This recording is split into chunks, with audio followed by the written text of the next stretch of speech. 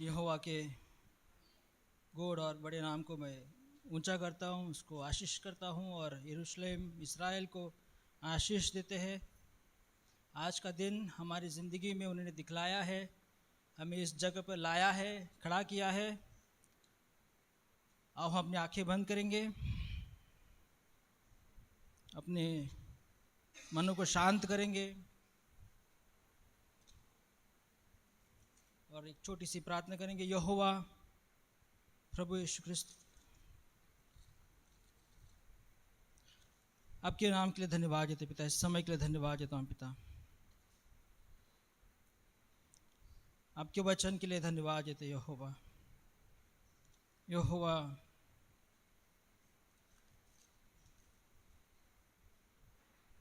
आपके वचन हमें समझने के लिए ज्ञान और बुद्धि दे, आपकी उत्तम आत्मा से, पवित्र आत्मा से हमें चलाओ पिता, हमारी अगुवाई कर। हर सारी चोरी करने वाली दुष्ट आत्मा को, भरमाने वाली आत्मा, झूठ की आत्मा,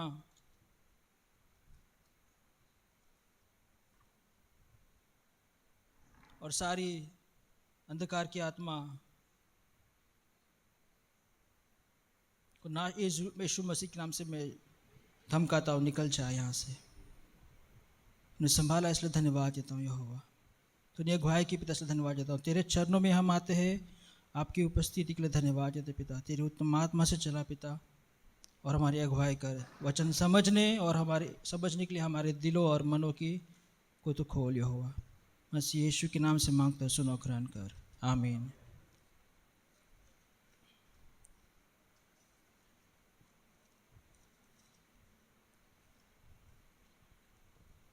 सैमुअल को पक्का बंद बंद। Praise the Lord. यकीनन आप तैयारी में आए हैं और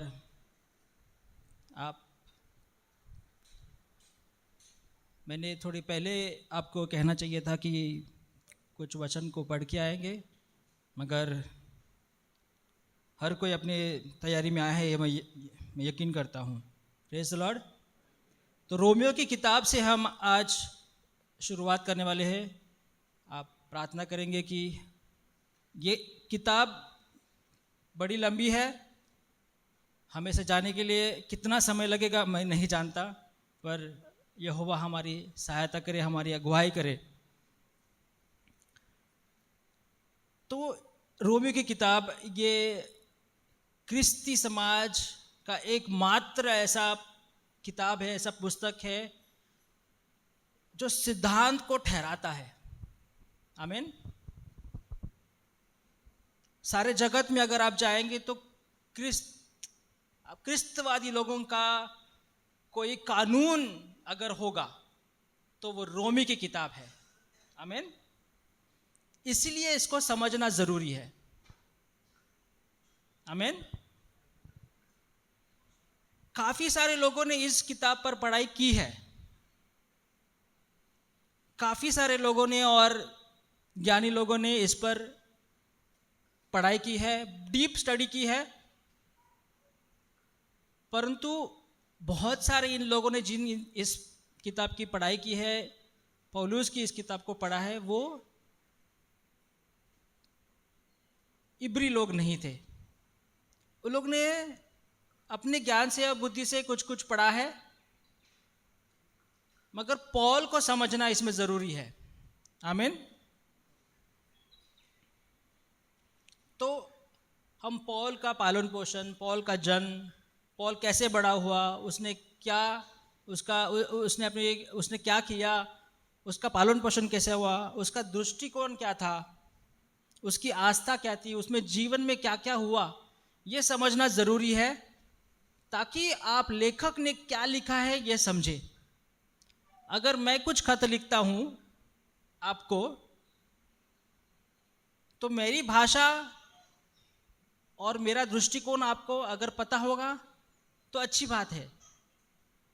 मैं जिस गांव में पढ़ा लिखा हूं, मेरे गांव में क्या स्थिति है, ये बातों को अगर आप जानेंगे तो मेरा खत आपको ज़्यादा समझ में आएगा। मानते हैं आप बात को? आमीन। अगर परदेशी लोगों को मुझे खत लिखना हो तो मुझे उनको पूरा समझाना पड़ेगा कि मेरा कहने का मतलब क्या है। आमीन, आमीन। तो देखो, हमें इसलिए लेखक के बारे में जानना जरूरी है। लेखक उस समय में क्या स्थिति थी ये जानना जरूरी है।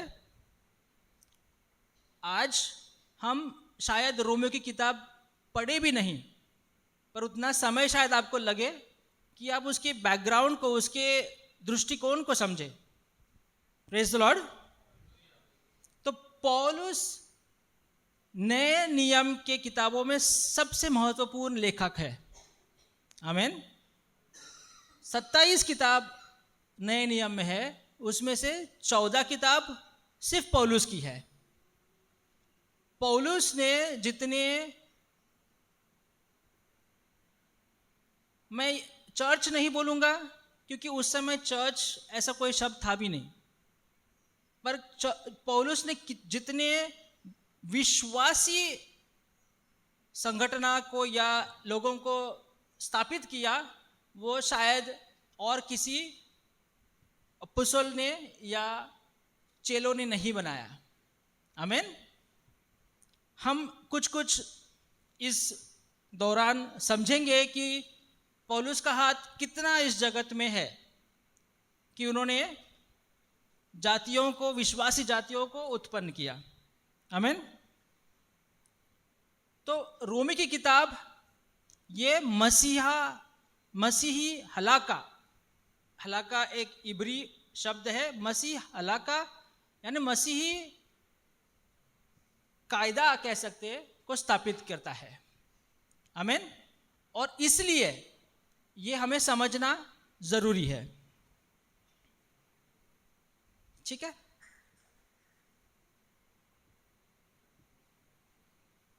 रोमी की किताब सारे किताबों से ज्यादा बौद्धिक और आत्मिक सिद्धांत को स्थापित करता है।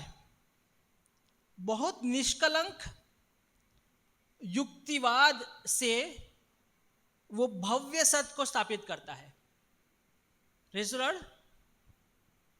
तो हम अभी साथ में पढ़ेंगे, साथ में इसमें समझ के लेंगे, और इसमें आप सभी का मैं योगदान चाहता हूं ताकि आप सभी को ये अच्छे से समझ में आए।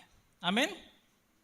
आप सभी को मैं बारी बारी से इसे बाइबल की कुछ किताबों से पढ़ने लगाऊंगा ताकि आप, काफ़ी लंबा समय है, मैं चाहता नहीं हूं कि धीरे धीरे आप सो जाए और फिर मैं भी इधर से सो जाऊं। आमीन। Praise the Lord. सोए हुए कहे हालेलुया। आमीन। Praise the Lord. तो देखो, जैसे मैंने कहा, हमें इसलिए यीशुआ के माध्यम से रोमियो की किताब पढ़ना है, इब्री लोगों की माध्यम से ये हमें जानना है। तो उस वक्त यीशु के स्वर्गारोहण के बाद में इब्री लोग थोड़े से बिखरे हुए थे। आमीन। यरूशलेम से बाहर बिखरे हुए थे, और रोमी साम्राज्य उस वक्त काबू में था। रोमी साम्राज्य उस वक्त उस राज्य पर जीता था। रोमी साम्राज्य का ग्रीक, यूनानी भाषा में लिखा जाता था। आमीन। इसलिए पौलुस ने जब खत लिखा तो इब्रानी में नहीं लिखा, इसलिए उन्होंने यह खत जब लिखते समय यूनानी भाषा में लिखा, क्योंकि वो खत पढ़ने वाले रोम साम्राज्य में रहते थे और वो यूनानी भाषा समझते थे। आमीन। Praise the Lord. तो जैसे मैंने पहले कहा कि अगर मुझे परदेशी किसी को लिखना हो, वो मेरी भाषा नहीं जानता है, वो नहीं समझता है, तो उसके लिए मैं मेरी भाषा में लिख के क्या फायदा। आमीन। Praise the Lord. मगर फिर भी हम रोम की तरफ पहले बढ़ते हैं। रोम में यूनानी भाषा चलती थी, रोमियो की तौर तरीके उस समय बहुत ही अलग हुआ करते थे। हम शायद अगले बार हम देखेंगे कि यूनानी जो साम्राज्य था, रोम साम्राज्य था, उसमें यूनानी भाषा और उसका कल्चर बहुत अलग था और उसमें क्या कुछ हुआ करता था। उस वक्त का ये सबसे बड़ा साम्राज्य था, क्योंकि रोम के बाद अलेक्जेंडर द ग्रेट आए, जो भारत तक भी उनका साम्राज्य था और बहुत बहुत सारे यूरोप उन्होंने अपने काबू में ले रखा था। आमीन, प्रेज़ द लॉर्ड। तो सबसे पहले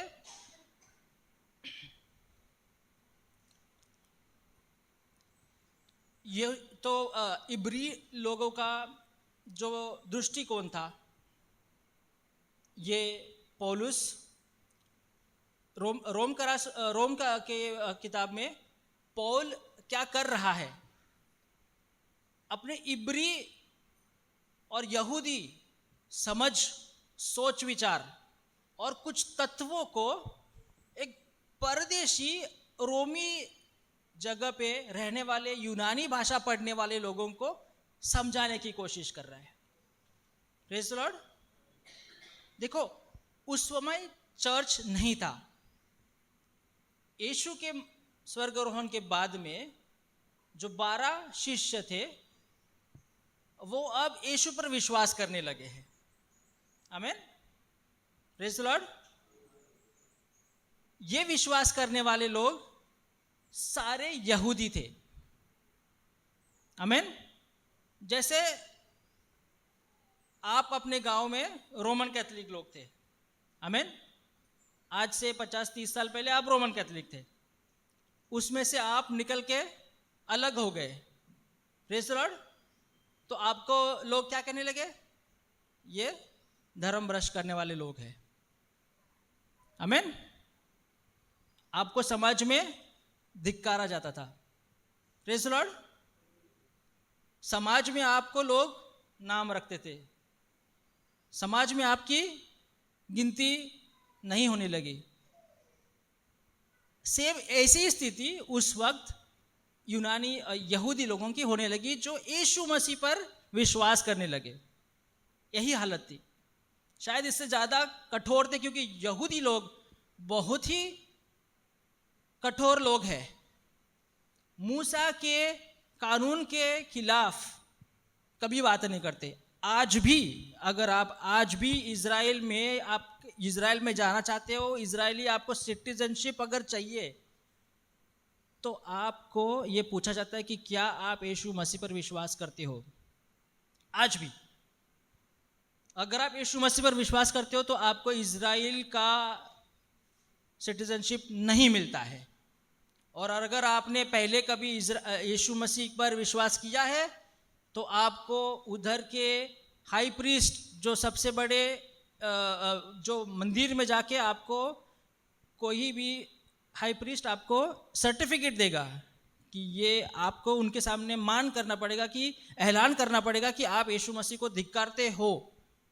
उसी के बाद ही आपको इज़राइल में आपको एंट्री मिलेगी, आपको उसका सिटीजनशिप मिलेगा। आज भी प्रेज़ द लॉर्ड, इतने कठोर यहूदी लोग हैं। Praise the Lord. तो उस समय अगर ये स्थिति आज है, तो आप सोचो 2000 साल पहले क्या स्थिति होगी। यहूदी लोग जो यीशु मसीह पर विश्वास करने लगे, उनको धिक्कारने लगे थे। आमीन, प्रेज़ द लॉर्ड। और इस तरह से वहाँ पे ये विश्वासी भाई बहनों की जमात एक पैदा हो गई। इस जमात में मुख्य कौन था? पीटर, पेत्र और